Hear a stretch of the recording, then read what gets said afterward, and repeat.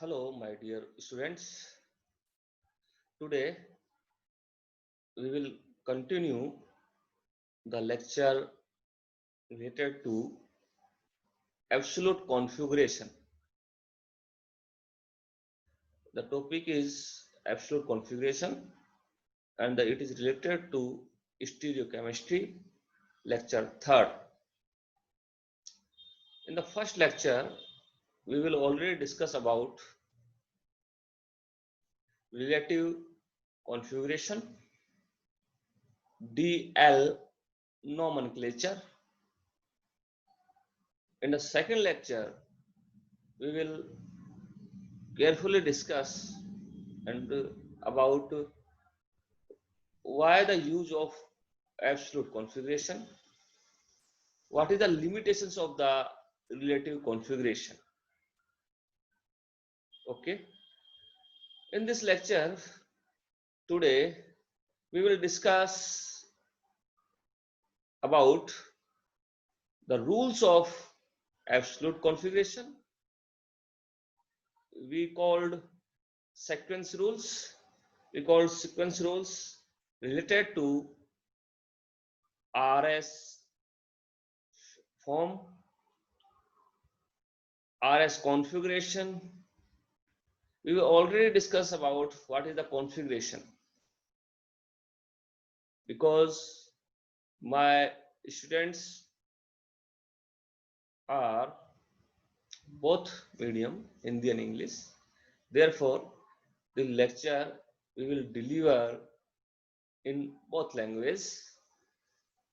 Configuration means आपका विन्यास से बताया जाता है. विन्यास ये समावेयता के बारे में बताया जाता है कि हम जो पढ़ते हैं कि समावेयता क्या है, दो भागों में बांटी जाती है. हम पहले डिस्कस कर चुके हैं कि एक तो होता है स्ट्रक्चरल आइसोमर्स, दूसरा होता है स्टीरियो आइसोमर्स या isomerism. Stereo isomers is divided into two parts, configurational and conformational. The configurational is विन्यासीय समावेयता, conformational समरूपीय समावेयता. तो हम यहाँ नोमेनक्लेचर ये बात कर रहे हैं, ये सभी क्या है, विन्यासीय समावेयता पर आधारित है. यानी जो जिनका की प्रतिबिंब रूप बनता है या फिर जिसमें कि कायरल सेंटर क्रियल केंद्र पाया जाता है और उस क्रियल केंद्र के चारों संयोजकताएं अलग अलग होती है. किसी प्रकार का कोई समान लिगेंड्स ग्रुप या एटम प्रेजेंट नहीं होता है. ओके, तो my dear students, let's go for absolute configurations. This is very important topic. So many questions, yeah, many questions are asked in lots of every chemistry related examinations. It means NET, first grade, your university exams. This is very useful and common topic. और ये जो topic है, किसी भी stereochemistry को समझने के लिए या आप आगे क्लास में जाओगे तो उसमें नेम ऑफ रिएक्शन को समझने के लिए, अभिक्रिया किस प्रकार से की जाती है समझने के लिए बहुत ही इंपॉर्टेंट टॉपिक है. और इसको हम बिल्कुल स्टेप बाय स्टेप ध्यान से इस सीक्वेंस रूल या अनुक्रम नियम के बारे में ध्यान से पढ़ेंगे. तो let's go for lecture related to absolute configuration. This is, we will discuss about the absolute and relative configurations. The निरपेक्ष और आपेक्षित. आपेक्षित हमने पहले पढ़ लिया है, रिलेटिव कॉन्फ़िगरेशन हम पढ़ चुके हैं, डीएल नोमेनक्लेचर के नाम से जाना जाता है. उसके बाद में हम बात कर रहे हैं, उसके बाद में हम लेंगे आज आरएस नोमेनक्लेचर, एब्सोल्यूट कॉन्फ़िगरेशन के नाम से जब जाना जाता है. और इसे हम काहन इनगोल्ड प्रिलोग CIP प्रिंसिपल से रिलेटेड है या CIP नोमेनक्लेचर के नाम से भी जाना जाता है. ठीक है, क्योंकि तीन साइंटिस्टों ने नोमेनक्लेचर दिया था, काहन, इनगोल्ड और Prelog. Okay my dear students, let's go for sequence rules. we will discuss about the two steps. First step is that, first step, in which we will decided the priority of the adjoint of the of chiral chiral center ligands related to the chiral center ligands. The absolute after the decided the priorities, we will check, we will assign this priority first, second, third, fourth. If the first, second, third, fourth goes to clockwise, this is called R form, R configuration. Okay, my dear students. If the priority decided assigned as anti-clockwise, this is called as configuration, as form. Okay, my dear students and my dear friends, हम जो बात कर रहे हैं बड़े अच्छे से इसको पढ़ना चाहिए, इसलिए हमें ये चीज देखनी पड़ेगी। और एक चीज मैंने आपको नोट कराई थी उस लेक्चर के अंदर ध्यान से, कि यदि लोवेस्ट प्रायोरिटी वाला group ligand atom horizontal line पर है, क्योंकि आरएस नोमेनक्लेचर जो है वो बेस होता है किसका, फिशर प्रोजेक्शन फॉर्मूला के ऊपर, फिशर प्रक्षेपण सूत्र के ऊपर। तो ये फिशर प्रक्षेपण सूत्र जो है, उस फिशर प्रक्षेपण सूत्र में दो चीज लाइन होती है, वर्टिकल और हॉरिजॉन्टल। जो हॉरिजॉन्टल लाइन पर जो हमें दिखाई दे रहा है, अगर वहां पे लोएस्ट प्रायोरिटी वाला निम्नतम प्राथमिकता वाला समूह उपस्थित है, तो स्टूडेंट्स उसको हमें वर्टिकल लाइन पे लेके आना है।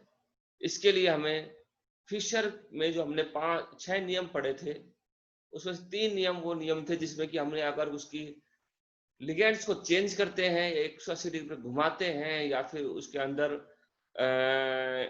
दो का इवन चेंज किया जाता है, या फिर एक ग्रुप को छोड़कर 3 को क्लॉकवाइज एंटी क्लॉकवाइज रोटेट किया जाता है, तो हमें मिलता है इक्विवेलेंट कॉन्फ़िगरेशन, इक्विवेलेंट अवस्था। तो ये इक्विवेलेंट अवस्था जो है वो हमें बताएगी कि उसका जो विन्यास है वो चेंज नहीं हो रहा है, कि हमने उनको जो है इस 3 नियम जो फिशर में देखे तो चेंज करते हैं, चेंज नहीं होता है। लेकिन इसके अंदर ये खास बात है, नोट करने की बात है, कि लोएस्ट प्रायोरिटी वाला समूह कभी भी हॉरिजॉन्टल लाइन पे नहीं आता है, क्योंकि ये माना जाता है कि लोएस्ट प्रायोरिटी वाला समूह हमेशा, या ग्रुप या लिगेंड्स हमेशा ऑब्जर्वर से दूर इन द प्लेन होता है। तो ऐसी अवस्था में हमें क्या करना पड़ेगा, हमें जो है बताना पड़ेगा कि, या हमें जो फिशर अवस्था को चेंज करना पड़ेगा, जिसमें कि हमें इक्विवेलेंट कॉन्फ़िगरेशन या इक्विवेलेंट स्ट्रक्चर हमें मिले। ओके माय डियर स्टूडेंट्स, तो इसके लिए इवन चेंज कीजिए या फिर कीजिए 180 डिग्री पर घुमाइए, आपकी इच्छा है, या फिर उसको एक को छोड़ करके 3 को क्लॉकवाइज या एंटी क्लॉकवाइज, छठा नियम हमने देखा था, उसको फॉलो कीजिए। चले आगे। यहां तक हमने जो है पहले के 2 लेक्चर्स थे, प्रीवियस जो आपने देखे थे लेक्चर, उस लेक्चर में पढ़ चुके थे। आज हम बात करेंगे सीक्वेंस रूल्स के बारे में, सीक्वेंस नियम के बारे में, अनुक्रम नियम के बारे में। ठीक है, अनुक्रम नियम प्रथम क्या कहता है, प्रथम अनुक्रम नियम कहता है, if all the 4 atoms directly attached to the chiral centre are different, यानी काइल सेंटर से जितने भी चारों लिगेंड जुड़े हुए हैं वो सारे के सारे डिफरेंट है, तो the sequence of the priorities determined by, तो उसकी जो अनुक्रम नियम में अनुक्रम, जो उसका अनुक्रम है वो अनुक्रम डिसाइड होगा उसके एटॉमिक नंबर से। जैसे फर्स्ट सीक्वेंस रूल्स, कि कभी भी एक केयर के अंदर चारों संयुक्ताएं अलग अलग है, तो उसके अंदर जो उसका अनुक्रम है, उसका सीक्वेंस है, ये प्रायोरिटीज जो है डिटरमाइंड की जाएगी, बताई जाएगी किसके द्वारा, देयर एटॉमिक नंबर्स के द्वारा, परमाणु क्रमांक के द्वारा। The atom of higher atomic number is given higher priority, यदि उसका एटॉमिक नंबर सबसे ज्यादा है प्रायोरिटी टेबल के अंदर, तो उसको प्राथमिकता पहले दी जाएगी। ठीक है, तो इसी प्रकार से यदि उसका परमाणु क्रमांक चारों में सबसे कम है किसी का, तो उसे प्राथमिकता सबसे कम दी जाएगी। पहला नियम प्राथमिकता का निर्धारण अनुक्रम के अनुसार उसके सीक्वेंस ऑफ द प्रायोरिटीज का डिटरमाइन करना। ओके, आगे देखिए। फॉर एग्जाम्पल देखिए माय डियर स्टूडेंट्स कि हमने देख रहे हैं कि यहाँ पे एग्जाम्पल हम ले रहे हैं। उस एग्जाम्पल के अंदर आपने बात करोगे कि यहाँ पे हम जो एक मार्कर ले लेते हैं पहले, तो इस प्रकार से देखते हैं। एग्जाम्पल नंबर फर्स्ट में अपन देख रहे हैं, एग्जाम्पल नंबर ए के बारे में बात कर रहे हैं। ए में देखने को मिल रहा है कि यहाँ पे क्या है, आयोडीन है, क्लोरीन है और सल्फेट SO3H है। तो यहाँ पे देखिए जो डायरेक्ट अटैच क्या है, यहाँ पे सल्फर है, या डायरेक्ट अटैच क्या है, क्लोरीन है, या डायरेक्ट अटैच क्या है, आयोडीन एटम है, डायरेक्ट अटैच क्या है, हाइड्रोजन है। अब इन चारों में प्रोडक्ट टेबल के अंदर हमारे पास जो आवर्त सारणी है, उस आवर्त सारणी के अंदर इन चारों का परमाणु क्रमांक सबसे अधिक किसका है, तो आपको जवाब मिलेगा सबसे अधिक परमाणु क्रमांक आयोडीन का है। इसलिए इसको प्राथमिकता, इसका अंशांकन नंबर 1 से करें। नंबर 2 क्लोरीन है, नंबर 2 क्लोरीन से करेंगे। नंबर 3 सल्फर है, और नंबर 4 क्या है, नंबर 4 है अपना हाइड्रोजन। तो इस प्रकार से हमने इसका क्रमांक प्रायोरिटी डिसाइड कर ली परमाणु क्रमांक के अनुसार, एटॉमिक नंबर के अनुसार। अब ये प्रायोरिटी डिसाइड होने के बाद में आप देखिए कि इसके अंदर सबसे लोएस्ट प्रायोरिटी वाला जो है, चौथा नंबर जिसको दिया गया है, वो कहाँ है, हॉरिजॉन्टल। तो पहले क्या करना पड़ेगा, उसको चेंज करना पड़ेगा, उसको एक्सचेंज करना पड़ेगा 2 बार। एक बार एक्सचेंज हम इसको कर लेते हैं, इन दोनों को आपस में, आयोडीन को और हाइड्रोजन को। फिर एक बार एक्सचेंज हम कर लेते हैं सल्फर को और क्लोरीन को और SO3H ग्रुप। तो दोनों चेंज करने के बाद में माय डियर फ्रेंड्स देखिए, एक कहाँ चला जाएगा ऊपर, 4 नीचे आ जाएगा, 3 ऊपर, 2 नीचे चला जाएगा। ठीक है, तो इस प्रकार से डिसाइड होगा। तो क्या मिलेगा अपने पास, डिसाइड करने के बाद आप कॉपी पेन में बनाइए और इन सबको आपस में इंटरचेंज कीजिए 2 बार। तो 2 बार इवन चेंज करने के बाद में हमें जो कॉन्फ़िगरेशन मिलता है, जो संरचना मिलती है, वो संरचना इक्विवेलेंट संरचना होगी, इक्विवेलेंट स्ट्रक्चर होगी, इक्विवेलेंट कॉन्फ़िगरेशन होगा। यानी अगर उसका पहले आर था तो अभी भी आर ही आएगा, इसलिए इसमें कोई चेंज नहीं होता। लेकिन हमें ध्यान रखना है कि लोएस्ट प्रायोरिटी वाला वर्टिकल लाइन पर ही आना चाहिए। तो क्या आया, हम देख सकते हैं इस प्रकार से हमें मिल रहा है। तो 1 2 1 इधर मिलेगा, 1 यहाँ आ जाएगा। ठीक है, 1 यहाँ पे। अगर हम इसको चेंज करते हैं, चेंज करने के बाद देखिए मैं इसको रेड में ले रहा हूँ, तो 1 अब आयोडीन कहाँ चला जाएगा, यहाँ पे चला जाएगा, आपने कॉपी बना लिया होगा। और H जो है वो यहाँ चला जाएगा, 4 नंबर यहाँ आ जाएगा। और आपने देखा होगा कि क्लोरीन जो है वहाँ पे, यहाँ पे 3rd नंबर पे आ जाएगा। तो क्लोरीन जो है वो 2nd नंबर वाला यहाँ आ जाएगा। और सल्फर SO3H जो है सल्फेट ग्रुप है सल्फर, तो वो चीज यहाँ पे आ जाएगा, इसका नंबर यहाँ पे क्या आ जाएगा, 3 आ जाएगा। उसके बाद देखिए इसको आप नंबरिंग कीजिए, 1 से आप जाते हैं, 1 से 2 जा रहे हैं। बीच में कोई आ जाए कट जाए कोई दिक्कत नहीं है, लेकिन हमें 1 के बाद में 2 को ही पकड़ना है, 1 के बाद में 1 3 को नहीं पकड़ना है, 4 बीच में आ गया इसलिए नहीं। 1 2 3। तो क्या मिला भैया, तो भाई आप फ्रेंड माय डियर स्टूडेंट्स क्या मिलता है, क्लॉकवाइज मिलता है। इस क्लॉकवाइज को बोलते हैं क्या, सल्फर। ओ सॉरी, इस क्लॉकवाइज को क्या बोलते हैं, हम एस कॉन्फ़िगरेशन बात करते हैं, क्योंकि ये सल्फर कंटेंट वाला या सल्फाइड जो वो कहाँ चला गया, क्लोरीन की जगह। इसलिए जो है इसको क्या बोलेंगे, ये जो एस जो है, एस का मतलब है सिनिस्टर, तो वो चला गया अपना एस कॉन्फ़िगरेशन के रूप में चला गया है। एस कॉन्फ़िगरेशन हमें मिल गया है क्योंकि ये क्लॉकवाइज जो है हमें डायरेक्शन में मिला है। ठीक है, एक बात समझ में, आंसर मिला एस। दूसरा देखिए एग्जांपल, दूसरा एग्जांपल देखिए माय डियर स्टूडेंट्स कि हमें इसका नंबरिंग कीजिए, नंबरिंग 1 नंबरिंग कार्बन है, ड्यूटेरियम है और H है। तो किसको पहले मिलेगा? कार्बन को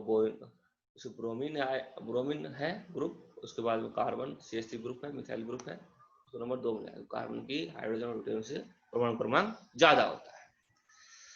अब बच गया हाइड्रोजन और ड्यूटेरियम, दोनों का परमाणु क्रमांक सेम है। देखो यहाँ पे अपन नियम पढ़ रहे हैं, नियम में हम एक चीज देखने चाह रहे हैं कि अगर दोनों का परमाणु क्रमांक सेम हो लेकिन उसका परमाणु भार, एटॉमिक मास अलग अलग हो, तो जिसका एटॉमिक मास ज्यादा होता है उसको प्राथमिकता पहले डिसाइड की जाती है।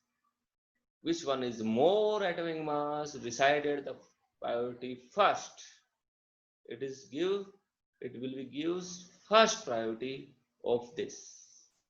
ठीक है, ओके आगे चले। तो हमने क्या देखा कि जो ड्यूटेरियम है उसकी जो है परमाणु भार ज्यादा है हाइड्रोजन की तुलना में, इसलिए इसका नाम फर्स्ट सेकंड थर्ड इसको देंगे, और फोर्थ इसको मिलेगा, फोर्थ मिलेगा अपन को इसको मिलेगा। ओके, तो ये अब हमने देखा कि फोर्थ नंबर है वो वर्टिकल पर आ रहा है, सबसे लोएस्ट प्रायोरिटी वर्टिकल पर है, जो टॉप है, जो बॉटम है, डॉट माइन। लेकिन अगर ये हॉरिजॉन्टल होता तो हमें क्या करना पड़ता? 2 इवन चेंज करने पड़ते, या फिर उसको 180 डिग्री रोटेट करना पड़ता। जैसा अभी 3 नियम देखे थे अपन ने, उसको चीज को फॉलो करना पड़ता। लेकिन यहाँ चौथा नियम हमें मिल ही गया वर्टिकल पर, तो कोई टेंशन नहीं है, जैसा है वैसा ही आप इसको प्रायोरिटी डिसाइड करने के बाद में रो घुमा दीजिए। तो फर्स्ट के बाद हमारा सेकंड आता है, तो फर्स्ट सेकंड, सेकंड बाद थर्ड आता है। तो क्या मिला भैया? तो मिला है, हमें मिल रहा है क्लॉकवाइज, नहीं मिल करके क्या मिला? एंटी क्लॉकवाइज मिल रहा है। तो ये एंटी क्लॉकवाइज हमें दिखाई दे रहा है। तो एंटी क्लॉकवाइज के लिए क्या आता है भाई? एस कॉन्फ़िगरेशन, यानी दोनों का ही एस विन्यास मिला। इसका मतलब परमाणु क्रमांक जिसका ज्यादा उसको प्राथमिकता डिसाइड करनी है। अगर दोनों के परमाणु क्रमांक समान हो तो उसके परमाणु भार के आधार पर हमें प्रायोरिटी डिसाइड करनी है। ओके, दिस इज द नियम, सीक्वेंस नियम फर्स्ट, ये अनुक्रम नियम पहला। ठीक है, आगे चलिए। अब इसको हम रबर से उठाते हैं और आगे अपन बड़े खूबसूरती से चलते हैं, और बहुत ही सिंपल है, लेकिन इसका आंसर हमें, इसका जो क्वेश्चन का आंसर देना हमें आना चाहिए, इसलिए हमें इसको स्टेप बाय स्टेप पढ़ना ही पड़ेगा। पढ़ने के लिए हमें इसको बताना पड़ेगा, ठीक है, तो जरूरी है। अब हम इसको जो है मिटा देते हैं, मिटाने के बाद में हम आगे चलते हैं। आगे चलने के बाद में हम एक और एग्जाम्पल बढ़िया सा लेंगे नियम नंबर 2 के अनुसार, और उसके बाद में आगे देखेंगे। ठीक है, चलिए इसको बंद कर देते हैं मार्कर को, आगे चलते हैं। तो हमें पढ़ लिया, हमने नियम देख लिया, एस मिल के दोनों का। ये चीज आप थोड़ा सा एक बार गौर कर लीजिए इसके ऊपर। पहला था ना क्लोरो आइडो मेथेन सल्फोनिक एसिड था, सल्फोनिक था ग्रुप। दूसरा था अल्फा ड्यूटेरियो इथाइल ब्रोमाइड था। इसमें सीक्वेंस नियम हमने देख लिए थे, और उसमें ये दोनों तरफ जो है एस एस आ गई, एस कॉन्फ़िगरेशन आ गई। ठीक है, आगे चलते हैं। सेकंड नियम और सेकंड क्या हो रहा है कि if 2 or more attached to the chiral center are the same, the priority is decided by applying the sequence number first to the next to the sequence number first, priority decided by applying the sequence rule first to the next atom। कहने का मतलब कहना चाह रहा है, यदि दोनों तरफ कायल सेंटर से समान एटम अटैच्ड है, तो उसके बाद में क्या एटम आ रहा है उसको नेक्स्ट एटम बोलेंगे, उसके अनुसार प्रायोरिटी डिसाइड। जैसे example 2 bromo butane, 2 of the atoms directly attached to the chiral center are carbon। दो जो एटम है डायरेक्टली कार्बन सेंटर से कार्बन के कायल सेंटर से अटैच है, दो जो ग्रुप हैं वो दोनों डायरेक्टली अटैच है, वो क्या है, दोनों कार्बन हो गए। अब दोनों कार्बन हो गए तो हमें देखना पड़ेगा कि क्या वो मिथाइल है या इथाइल है। अगर दोनों मिथाइल मिथाइल है तो इसका मतलब उसके बाद चारों संयुक्त अलग नहीं है, लेकिन है तो फिर अपन क्या करेंगे, एक तो जैसे कि एग्जाम्पल अपन दे रखा है कि इसके अंदर कि दोनों जो है हम मार्कर निकाल लेते हैं। मार्कर के अंदर हम देखेंगे कि दोनों जो है, देखो कि यहाँ पे भी कार्बन आ रहा है और यहाँ पे भी कार्बन, डायरेक्टली जो कार्बन सेंटर है उस कार्बन सेंटर से डायरेक्टली जो है यहाँ पे भी कार्बन और यहाँ पे भी कार्बन। लेकिन यहाँ पे क्योंकि CH3 ग्रुप है और यहाँ पे क्योंकि CH2 ग्रुप है, उसके बाद में एक CH3 ग्रुप और आ रहा है, तो इस कार्बन से तो हम देख रहे चाह रहे हैं 2 हाइड्रोजन अटैच है, इस कार्बन से 3 हाइड्रोजन अटैच है, यानी एक हाइड्रोजन हटा करके हमने क्या लगा दिया उसकी जगह CH3 लगा दिया। तो ऐसी कंडीशन क्या होगा, ऐसी कंडीशन में 2 हाइड्रोजन इसके पास सेम, 2 हाइड्रोजन इसके पास सेम, लेकिन इसमें एक हाइड्रोजन की जगह क्या आ गया, कार्बन आ गया। तो कार्बन की प्राथमिकता ज्यादा होती है या हाइड्रोजन की, हम जानते हैं कार्बन की परमाणु क्रमांक ज्यादा होता है, इसलिए इसकी प्राथमिकता इथाइल ग्रुप की प्राथमिकता मिथाइल ग्रुप से ज्यादा होगी। इसलिए नंबर 1 हम अगर ब्रोमीन को देते हैं तो नंबर 2 हमें CH2 CH3 को देना पड़ेगा, और नंबर 3 हमें जो है CH3 को देना पड़ेगा, और नंबर 4 आप जानते ही हो हाइड्रोजन है 4 को देना। ठीक है, अब इसके बाद में हम इसको प्राथमिकता करते हैं तो 1 के बाद क्या आता है, 2 आता है, 2 के बाद 3 आता है, 3 के बाद फिर 4 आता है, तो क्या मिल गया अपने पास R।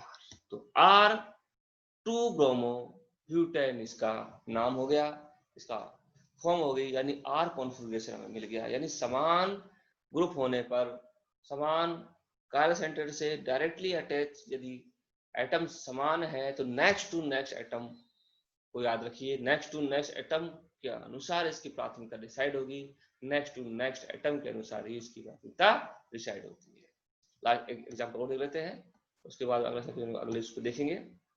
देखिए हम देख रहे हैं कि